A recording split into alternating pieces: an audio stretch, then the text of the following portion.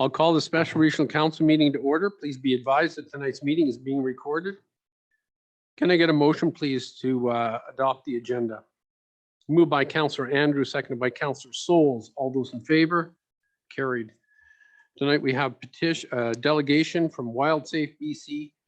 Kim McGlinski is here, the WildSafe Community Coordinator.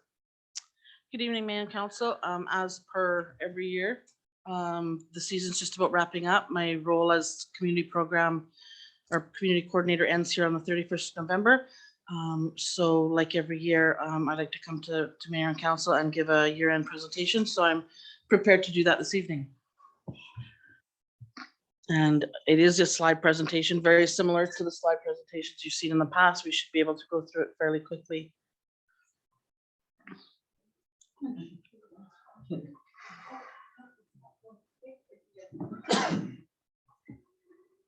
And is someone going to make that go forward for me? Perfect. So we can just go right to the next screen if you want, save time. So again, reminding everybody, WildSafe BC is the provincial leader in preventing conflict with wildlife through collaboration, education, and community solutions. And WildSafe BC came out of the highly successful Bear Aware program and is owned and delivered by the British Columbia Conservation Foundation. Same slide I show you every year. We're never going to get rid of every single bear in Fort Nelson where we're located. You know, we're surrounded by the forest. We all know that. The object is to get the bear to move from one side to the other while he's foraging for food and to prevent it from getting sidetracked. And sidetracked means finding human type foods. So that's what we're trying to do. And it's when they stop moving in the community that we do get the chance of human bear conflict, which is what we're trying to prevent. So a habituated bear, as we all know, tolerates humans in a much closer proximity. And this is when that potential for danger does increase. We can just flip through it.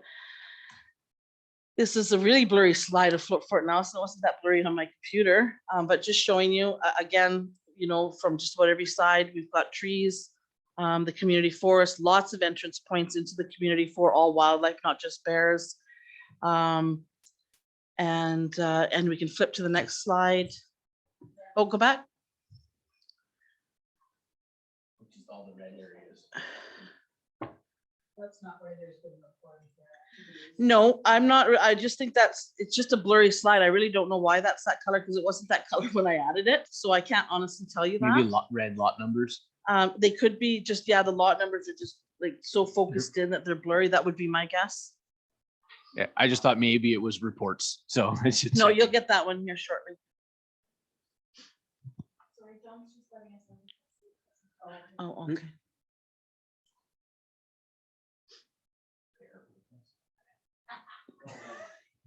Oh dear. Well, these puns are unbearable.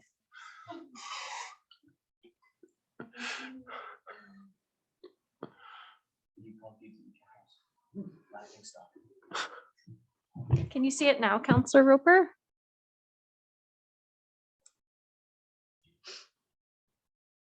Hello, Councillor Roper, can you hear me? Sorry, I gave you a nod and a thumbs up. I thought you were looking at me. I can And see we're not seeing you, but if you can see the presentation, that's all that matters. Okay, sounds good. It looks good. Thank you. Okay, go ahead. So this is one of those bears that gets sidetracked. This is a mountain ash tree. This is a tough one because this property actually backs right onto the community trail. So you've got all of that forest, a very small fence, and then somebody's backyard. So this is a tricky one. But anyway, this is a very, very healthy black bear, a good sized black bear. Kyle may have saw it a few times in his neck of the woods because it hung around in Gardner Crescent for most of the season. But for the most part, he was just interested in trees of a variety of different natures, not much garbage. Yeah, so like I said, healthy black bear and eating a mountain ash tree that he ate pretty much most of the summer. We can go ahead and flip it. So this is the ones that you guys like to see. I'm presenting it a little bit differently than normal, just so you can kind of get a better idea. So before everybody freaks out, not every single bear on there is a bear that was in the community, right? It's just a call. So I have to stress that. Couple of things I want to point out about this is if you look in certain neighborhoods, like up in the Angus sub, where we have had problems in the past, we have had calls in the past. We had very few calls at all this year from that corner of town, which was very interesting. The aqua colored bears are sightings only. Those are good. I call those the good bears because those are the bears where people have called in and it's not doing anything. It's simply walking or it's going from one place to another. It's not into garbage. It's not into anybody's, barbecue. It's not eating fruit tree. It's simply being seen. So we have more of those bears, that color bear, than we have any other color bear. So I'm going to take that as a slight win. It could also be that people are, phoning and saying, I'm seeing a bear, but not telling us that it's in their garbage or not telling us that it's in their fruit tree. It could be that. But when I see something like this, I'm gonna jump on it and hope that part of it does mean that, that we are seeing some positives with the program as we go further along. The purple bears, we have more purple bears purple bears than normal. We had, a couple of black bears this year. Just had a field day with choke cherry trees. That's all they wanted to eat. And they picked and chose and wandered around neighborhoods until they found that specific species. So that was very interesting. We had one get into somebody's compost. And then the red, of course, are the garbage bears, which are the ones that we pay the most attention to because those are the ones that potentially have are going to cause us the most grief. So, looking at it, we had a couple more calls, I think 130 this year compared to 120 last year. Or those numbers will come up shortly. So, not bad in that respect, certainly not getting worse. And some of these, colors tell me that, I think we are having some gains, maybe not huge gains, but some gains nonetheless. Go ahead. Ms. Zaglinski, can you tell me what the blue bears were? There was 2 blue bears, I see. Oh, sorry. Dark blue bear, I think there's 2. And there's a black bear down at the bottom too. So the black is compost, the red is garbage, the aqua is sightings only. I want to say the blue is either somebody's garden or a barbecue is what I think. Okay. Which is really unusual because, we do have a community that's usually really good with, with their barbecues, but I don't remember. I can tell you if I looked it up, but it's one or the other, I think. Okay. And are there, these bears that we're looking at, they are black bears Yes, exclusively? yes. Thank you. So this actually Oh, yeah. changed. It says 118 here, but between the time I printed the report and put it onto the slideshow, there was actually 2 more. So there was 120 black bear reports up to August 31st, 2021. The average here, the 3-year average here is about 176. And the calls, of course, peaked in September when bears enter that stage of hyperphagia, when all they want to do is eat, and that's really all they care about. So we just have an average here from 2016 to 2021, just a bar graph to show you, where we're at. So we're not, unlike other years, the only, what am I looking at? Just sometimes depending on whether the hyperphagia starts earlier, it sort of depends on whether you have a hot, dry summer or a wet, rainy summer, just on when those calls are going to peak, right? So those will change year to year. This year they happen to be in September, whereas last year they were August, I believe. No, 2020. Yeah, August. Yeah. Any questions? Okay. This is another typical graph. This one is just showing the attractants by what attracted the bear in the first place, whether it be garbage, residential fruit trees, other, which is your barbecue, dog food, bird feeders. So again, just giving you the average from 2016 to 2021. And then just pointing out that this year, just the garbage and the fruit trees, if we have a look, sort of shows there is, is certainly some difference there for sure. So Bin tagging for 2021, I'm gonna call it a success. It actually went fairly well. So the bins out too early, which was the night before pickup, for the whole from June 1st to October 31st, we only tagged 42, throughout the whole summer. Bins out too late. We stopped doing it. We did it in June, we stopped, and then we did spot checks from then on, and we had a total of 96 overflowing, which were done on the mornings of pickup. There was about 130. There's a lot of room for improvement there. Lots. And then once it gets dark, and we have said this before, once it gets dark and the year gets later on, all bets are off, because as soon as it gets dark, people think we can't see their garbage can at 9, or we can't see their garbage can at 10. And it's been like that every single year consistently since I've been doing this, that as it starts to get dark, people just sort of, the bears are sleeping, or they just get a little bit complacent. So fingers crossed next year, if WildSafe BC is fortunate enough to get another small budget from council, I think the focus is going to change a little tiny bit. We'll still do bin tagging because it is, an important piece of our program, but it's not going to be the be all focus. I think this year, as you're going through the program or the presentation, I'll show you, we did have some issues with commercial garbage bins this year, something that we haven't had since like 2009 or 2010. So I think maybe that there should be a little bit of a shift next year. We'll do spot checks. We're not just going to stop altogether. Do some spot checks for the bin tagging, but start focusing a little bit more on the commercial bins as well as the bins where you have like Southridge Mobile Home Park, or mostly mobile home parks and apartments where you have lots of people using 1 or 2 bins. We had some issues there this year that we should probably try and address or catch early in the season next year. So fingers crossed, that's where my plan is for next year. Like this is just some of the stuff again we come across. We are getting less and less pictures each year. If you notice, you are getting less and less pictures. I think the first year I came, I had like 3 or 4 pages of these. So we are getting less. The bin tagging, most people know, is you put the removable sticker on the container when it's placed out too early or too late. This year I dated it, I timed it, so that, I never went out before 10 o'clock usually. Go ahead, Lorraine. Councillor Gerwing. Do you know, like, were there repeat offenders? And if so, do we know where they fined? Like, I know you don't do the finding, that's a municipality's role, but. I think Yeah. 3 more slides and we're gonna get to Okay, that. thanks. Awesome. So we put the yellow sticker on the bin when it's out too early or out too late.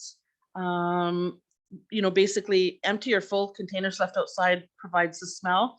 And at night, especially the visual cue. Once a bear realizes that there's something in there that's good, he'll keep coming back and he's going to keep trying everyone that he sees, right? That's the reason we don't like them to be on the street or in your driveway, and we kind of like them to be out of sight. And it's not just bears. We have a huge problem with the ravens too. Like last week was a really bad week for the garbage truck was a little bit later in Gardner. I don't know what was, the garbage was picked up a little bit later and the ravens, took advantage of that for sure.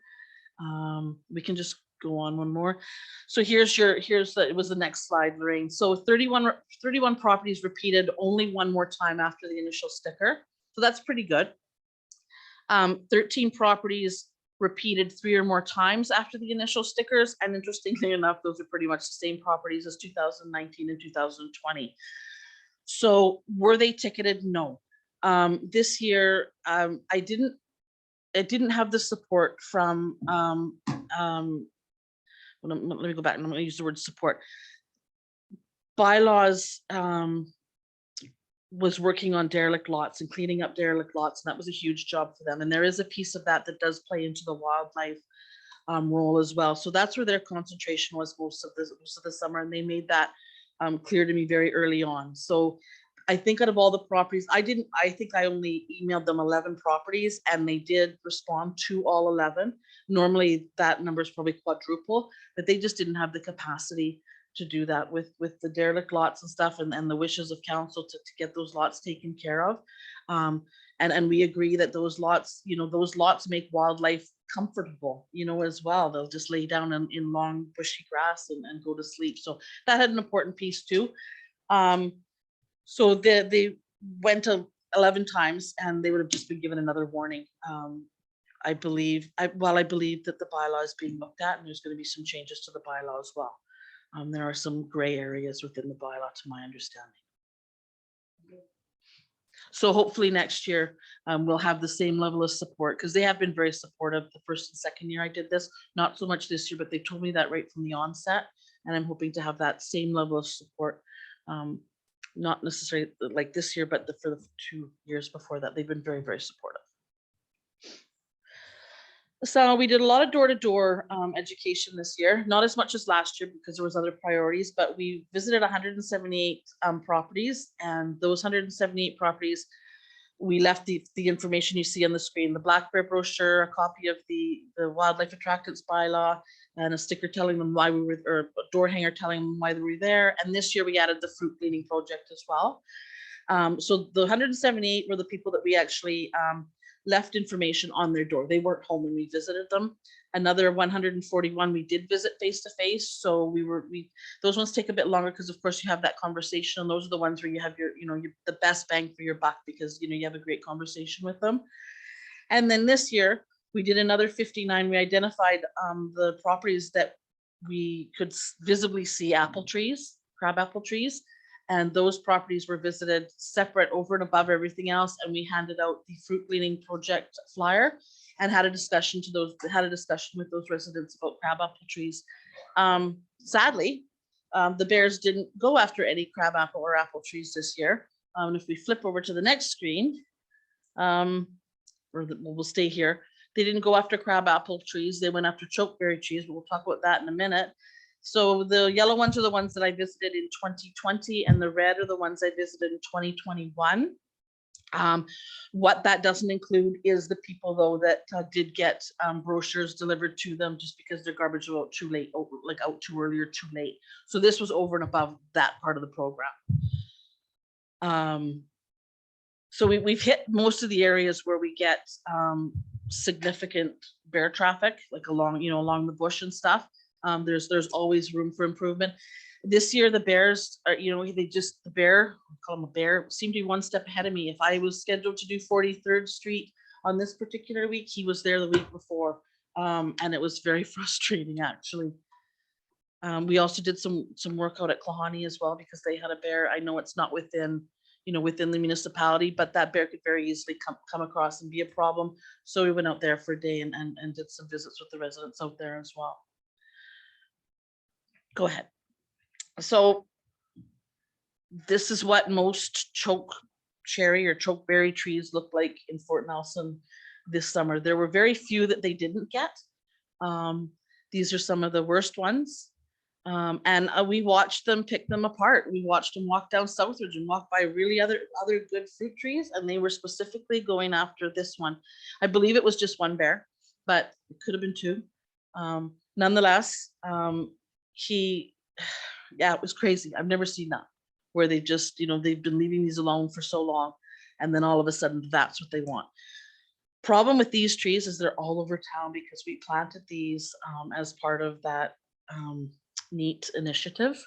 So there's, what did we say, 200 to 300 of them all over town. So that's not good, but it will be addressed in the human bear management conflict plan that we're doing, because they're everywhere.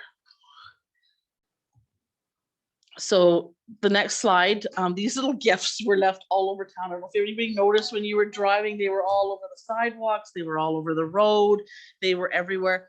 This is because of those cherry trees. And this, I know it sounds funny, but this is what we want to see. We don't want to see garbage or anything in there, or paper clips or erasers or anything like that. So this is a really healthy bear. Yeah, so we can just flip right past that. They were it was everywhere. Public education this year, we reached close to 500 people. We're reached with 5 different display booths. We did 4 bear spray demonstrations. 2 of those were with municipal recreation staff. We did 2 WildSafe Ranger programs and 2 bear aware and safety presentations. Pictured here to the left is one of the rec center employees dispersing what we call an inert spray, but it's part of the bear spray practice. a booth there in the middle at the farmer's market. And then this was I saw 4 different PE groups in the high school here towards the very end of the season. And that was one of the groups there at the end. So here's some of the issues I talked about with the commercial bins. So early on, when the bear response program first came out, and you had that partnership with the Conservation Officer Service and the municipality, the first 2 years were actually spent doing commercial bins. There was nothing done on the residential side. So it's been a long time since we've actually had a really good look at this. We've got new businesses, we've got new business owners, a lot of different factors. But it's an area that we're going to have to pay a little bit more attention to next year, because the bear will keep visiting and keep visiting and keep visiting. And I think if you look here on the bottom left, you can actually see the bear claw marks on there. And this is a garbage can or a garbage bin at one of our apartment buildings. And what this bear was doing was he was going in there and he was taking out a bag of garbage and running into the bush behind that. And when we actually went into that bush, it was actually very cool, because it's like he had different rooms of this bush. It was like his house, and it was all these different clearings behind there. And then there was a trail, and there was a different bag of garbage. I'm not kidding, in each of those clearings.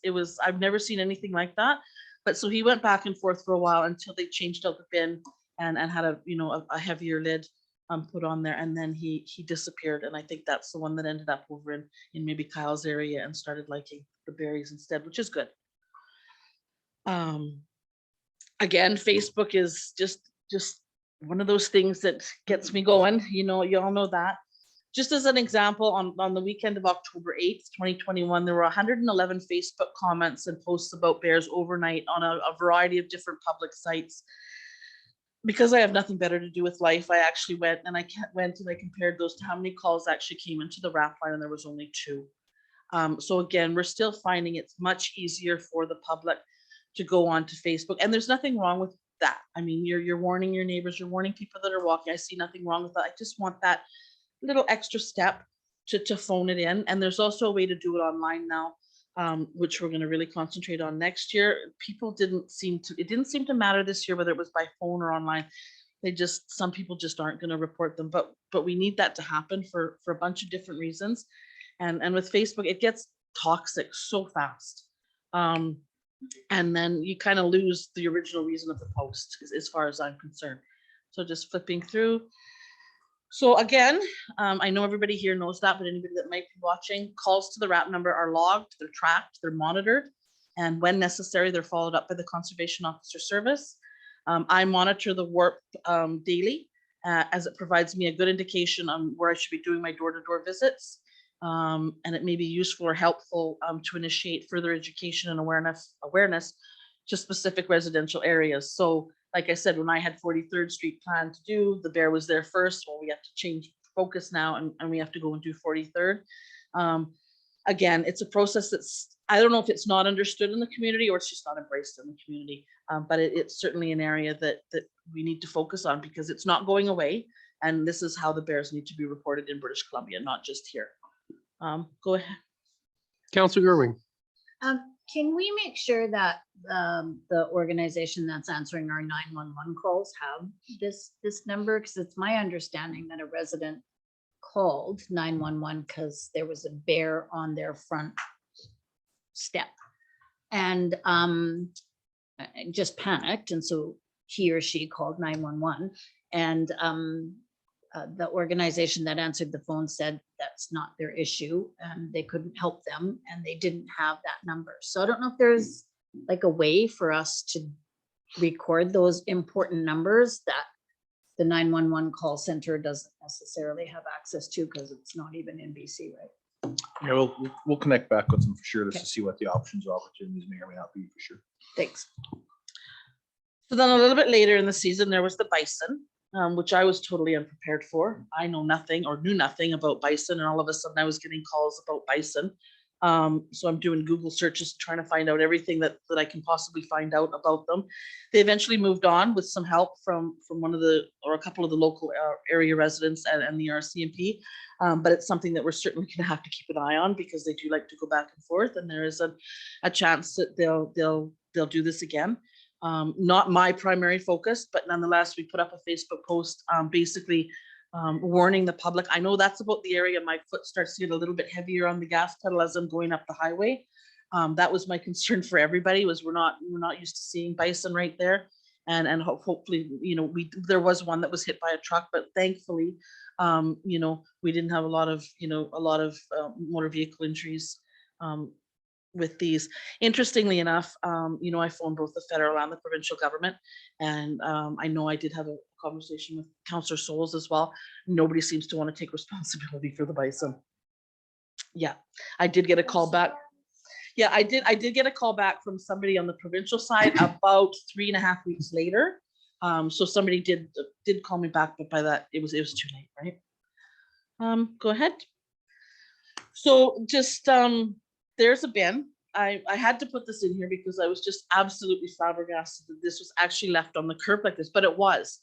And the garbage truck picked it up and dumped it. I've always said we shouldn't leave the garbage there because that creates more of a problem, but the more often I see the way that these bins are left out on the street, the more I'm thinking some of them should probably be left and probably shouldn't be picked up. Unfortunately, there was food and stuff in here as well. It wasn't just boxes and stuff. So, I mean, it needed to be picked up because it would have started to smell, but this is not uncommon. It's a fairly big bin. I don't know why I mean, I've never been able to fill one unless I put my, you know, my gardening and stuff in there. But we see this, you know, two garbage bags on top of, you know, and it's wide open. But this is just one. This is the winner of all of the years I've been doing this. This one wins. I was in fairness, they were moving out. There was nobody there. So I mean, I you know, even to knock on the door and say, yeah, no, they had moved out. Clearly it was somebody moving out, giving them the benefit of the doubt. But you know, when we let this kind of stuff go, it just sort of progresses and gets worse and worse, right? In a nutshell, that's it. Short and sweet. And if you have any questions or anything, Any questions for Mrs. Zaglinski? Can you check and see if Councilor Roper has any questions?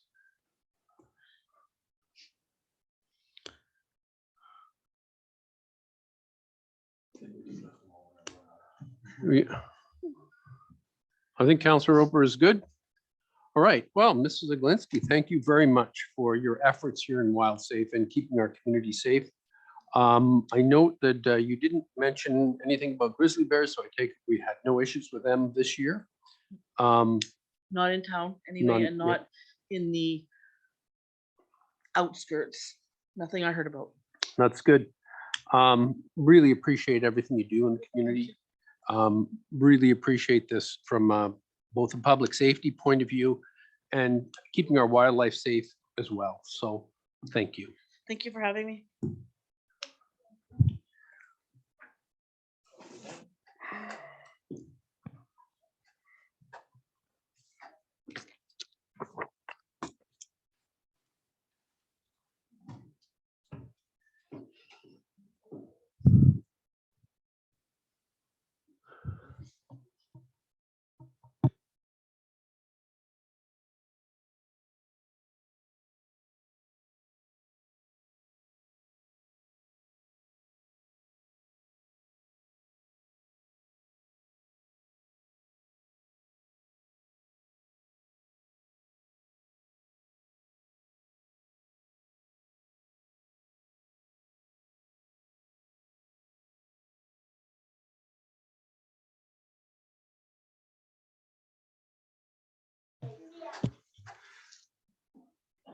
Very well. Can I get a resolution, please, that the meeting be closed pursuant to section 91B, personal information regarding an individual, employee relations, and negotiations of a municipal service. Can I get that motion, please? Moved by Councillor Gerwin, seconded by Councillor Andrews. All those in favor? Carried. Thank you. I'll ask for a motion to temporary. I'll recall the special regional council meeting to order. And Mr. McIver, do you want to give us the rise report? Yep, so council resolved to rise and report that the Rotary Spray Park be renamed per the Cooper family request to the Katie June Be Yourself Rotary Spray Park. And secondly, to rise and report the resolution that staff proceed with a procurement opportunity for municipal service agreement for general construction civil works. Thank you. And I'll declare this special regional council meeting adjourned.